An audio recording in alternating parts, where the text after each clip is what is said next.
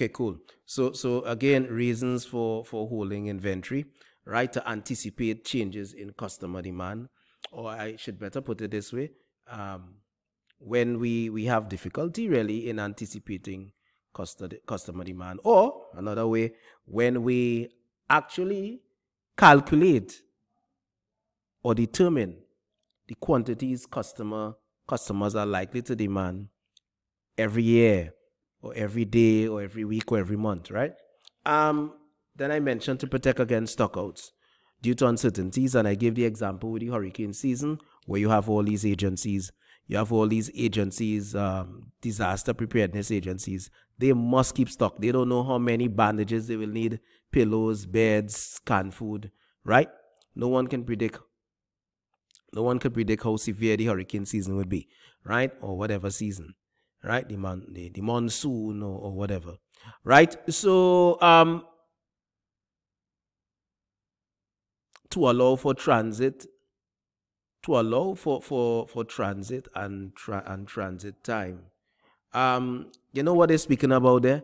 Transit and transit time relates to lead time. Are you with me on that? Testing 1 2 3 1 2 3. That is lead time they're talking about there. Lead time.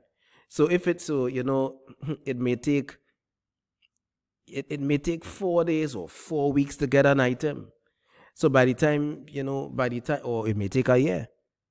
So you cannot wait till the annual shipment comes in. Your operation needs to continue, right? So you're going to hold some inventory. Make sense, Adash? Adash, that makes sense, right? Yeah, it's lead time is a real thing, right? Also to hedge against price increases. Well,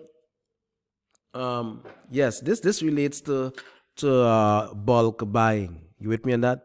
This more or less relates to bulk buying. So if you buy in bulk, yeah. Hi, what's up, Tariq? Tariq, we talking about stock, holding stock. We said one reason we hold stock is to hedge against price increases. So if prices are likely to increase in the next 6 months, we may stock up on rice or coffee beans or whatever it is. Negosi, you got me on that? Negosi, are you there? Negosi, you get any point I'm making? Are you getting any point? These are just some of the reasons for holding stock, right? And by the way, there are some inventories. Some inventories are held because they appreciate in value. Which, give me an example of an inventory that appreciates in value. That's another reason why we hold stock. We hold stock because some stock appreciate in value. You got that? You got that? What do I mean by that? What do I mean by that? And give me an example of a stock type that is synonymous with. Give me an example of a stock type.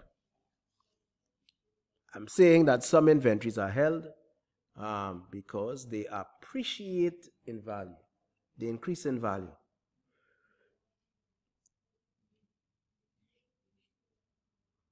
They increase in value when you hold them. Could someone give me an example?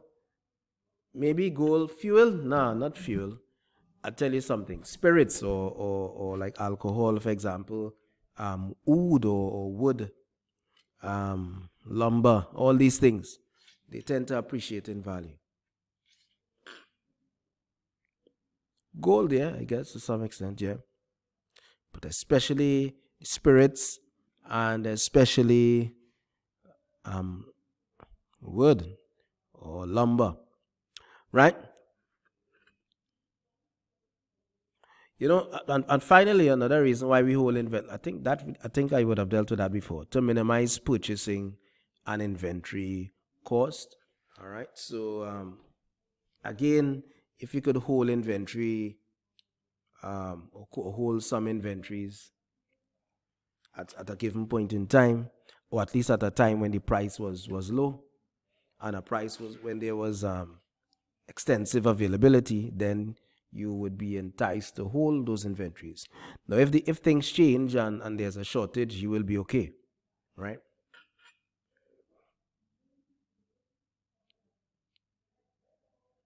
All right. So those are the reasons there for holding inventory.